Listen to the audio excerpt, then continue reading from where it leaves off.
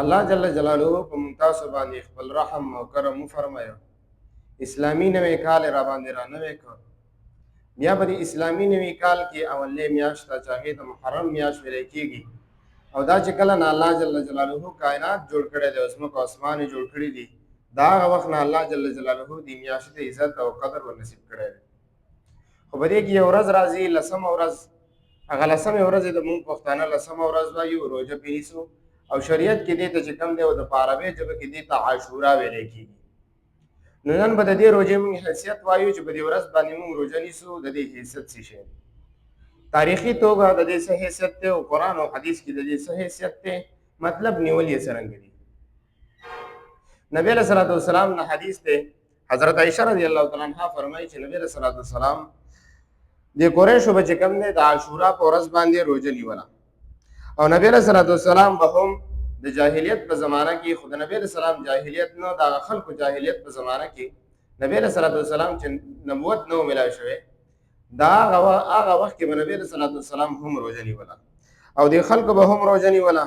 خو بیا نبی علیه صلات وسلام ته چې کله نبوت ملاو شو او د نبوت نه بعد مدینې ته راغی، نو مدینې منورې ته چې راغی، هلته به نبی علیه صلات وسلام خپله هم روژه نیوله او خلکو ته به هم دا امر کو چې په لسمه ورځ د محرم باندې چې کوم دی تاسو روژه نیسئ.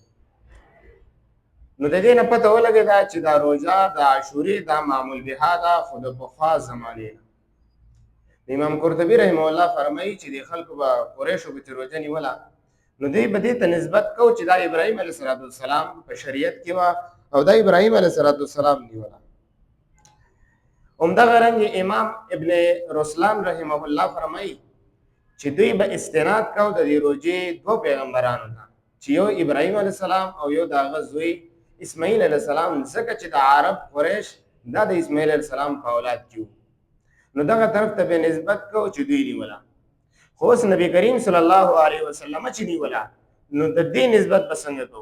نبی کریم صلی الله علیه وسلم چې روژه نیوله، نو هغه خو مونږ ویلیم دي په حدیثو کې د دې ذکر هم شته چې نبی علیه صلات وسلام به چې عبادت کو په منهج ابراهیمی باندې یا په منهج موسوي باندې، مطلب د ابراهیم علیه صلات وسلام په دین باندې به غار حرا کې عبادت کو.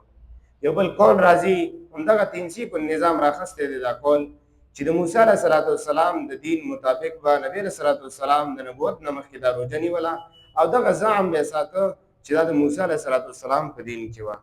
همدغه رنګ نور هم ډېر روایات د دې باره کې موجود دي. بیا نبی علیه صلات وسلام چې کله مدینې ته راغی، نو هلته د دې روژې بیا پوره تفصیل وشو چې دا روژه داخل څه دپاره نیسي او مسلمانان بیا د څه دپاره نیسي.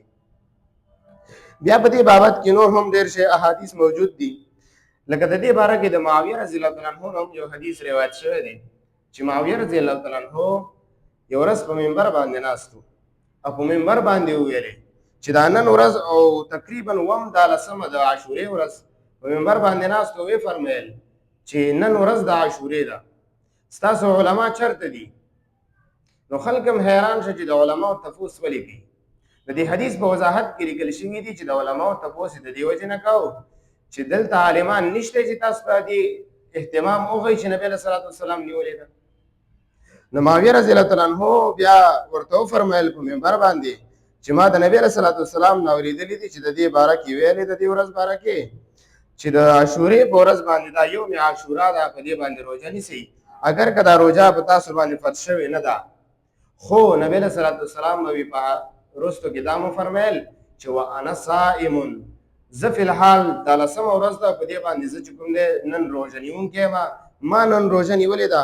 خو ای صحابهو چې څوک یې نه نیسي په هغه به هم رد نه کوئ، او چې څوک یې نیسي په هغه به هم رد نه کوئ. نبی علیه السلام وفرمیل من شاء فلیصم ومن شاء فلیفطر، څوک چې نیسي هغه دې روژه ونیسي او څوک چې نه نیسي نو هغه دې د دې باره کې روژه نه نیسي. همدغه رنګې د دې نه چې کوم دی صحابهو دور ته چې راسي، نو تمام خلفای راشدینو دا روژه نیولې ده، او د دې باره کې هم چې کوم دی ډېر شی روایات موجود دي.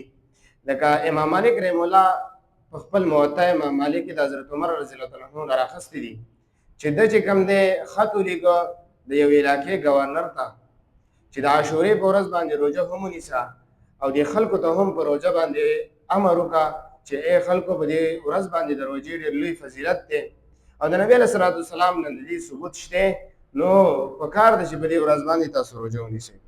همدغه رنګې خلفای راشدینو ټولو نیولې وه.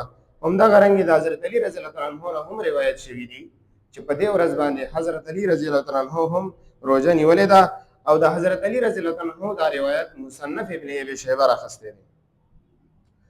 همدغه رنګې که د تابعینو زمانې ته راکوز شي د صحابهو نه لاندې، نو د ټولو دا معمول و. نو معلومه دا شوه چې دا روژه نبی کریم صلی الله علیه وسلم هم نیولې ده، او دا روژه په نورو مخکینو دینونو کې هم وه، او دا روژه د نبی علیه الصلاۃ والسلام نه بعد خلفای راشدینو هم نیولې ده، او د هغې نه را دې خوا تابعینو هم نیولې ده. نو پته ولګېده چې دا روژه چې کوم دی معمول بها ده. نو یو د دې روژې چې کوم دی یو حدیث کې راځي، تقریبا حدیث سنن ترمذي راخستی دی.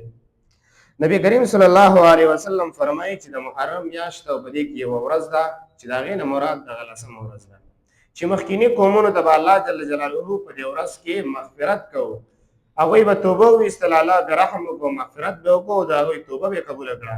نو لہذا په دې کې ترغیب دا شو په دې حدیث کې چې موتا ته هم پکار دي چې په دې ورځ باندې موتا هم توبه وباسو، موتا هم د نیکۍ طرف ته مایل شو چې الله جل جلاله په موږ باندې رحم او کرم وفرمایي.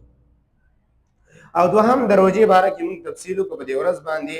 دوهمه خبره چې په دې ورځ باندې روژه، نو د روژې موږ تفصیل وکړو چې د نبی علیه الصلاۃ والسلام نه هم معمول بها وه، او د صحابهو د خلفای راشدینو خصوصا د نور صحابهو د هغې نه لاندې د تابعینو، بلکې نبی علیه الصلاۃ والسلام په مدینه منوره کې چې کله خبر شو چې یهود هم دا روژه نیسي خو په 10مه ورځ باندې نیسي، نبی علیه الصلاۃ والسلام وفرمیل لو عشتو کچرې زه پاتې شوم را روان کال ته نو لاصومن التاسعه، نو زه به چې کوم دی 9مه ورځ هم روژه ونیسم. نو د دې حدیث نه معلومه دا شوه چې روژه نیول پکار دي، خو یوه نه بلکې 2 روژې نیول پکار دي. او په دې ورځ باندې دریمه خبره چې کوم دی هغه دا ده چې د قرطبي یو حدیث دی، تقریبا معجم کبیر لطبراني یو حدیث راخستی دی چې نبی کریم صلی الله علیه وسلم فرمایي چې په دې ورځ باندې چې چا په کور کې فراخي وکړه په دسترخوان کې، الله جل جلاله به ټول عمر په دسترخوان کې فراخي پیدا کړي. خو دا حدیث د صحت په اعتبار سره ډېر قوي نه دی، خو که چا پې عمل وکړو نو څه مسله نشته دی. خو البته په دې صدقه کې یو څیز دی، هغه دا دی که چېرې یو چا په دې ورځ باندې صدقه لازم وګڼله، نو دا صدقه بیا په دې ورځ باندې بدعت ګرځي، په دې باندې بیا دا سړی ګناهګارېږي، دته په دې باندې بیا ثواب نه میلاوېږي. او دوهمه خبره دا ده چې زمونږ عوام وروڼه په دې ورځ باندې چې کوم دی دغه ساتي، دا ګمان او ځان ساتي چې دوی په دې ورځ باندې څوک الواګانې پخوي، څوک چوري پخوي. نو که چېرې په ښه نیت باندې وي او لازم یې نه ګڼي او د یهودو سره او د وغیره د مشابهت نه ځان ساتي، نو انشاءالله العزیز دې کې به څه داسې خبره نه وي. خو د یهودو او د دې نورو خلکو د مشابهت د وجې نه پکار نه ده چې سړی دې داسې وکړي. البته په دې حدیث باندې د سړی عمل وکړي، په کور کې دې په خپل دسترخوان کې فراخي پیدا کړي. همدغه رنګې صدقه دا صدقه د کال په نورو ورځو کې په ټولو ورځو کې دا صدقه پکار ده. نو حاصل د دې ټولې خبرې دا شو چې په 10مه ورځ باندې چې کوم ته موږ عاشورا وایو، د دې ډېر لوی فضیلتونه دي. بلکې یو حدیث کې راځي چې نبی علیه صلوات والسلام نه تپوس وشو، نو دوی وفرمیل یکفر السنة الماضیه، د یو کال ګناهونه الله جل جلاله د روژې سره معاف کوي. نو پته ولګېده چې نبی علیه صلوات والسلام په خپله پې عمل هم کړی دی، نیولې یې هم ده، صحابهو ته هم امر کړی دی، د هغې نه بعد خلفای راشدینو نیولې هم ده، او حضرت عمر رضی الله عنه خپل ګورنر ته هم امر کړی دی چې خلکو ته دې ووایي چې روژه ونیسي. همدغه رنګې د حضرت علي رضی الله عنه نه هم روایت راغلی دی. همدغه رنګې لاندې تابعینو ته سړی راکوز شي، نو تر نن وخته پورې دا روژه معمول بها ده.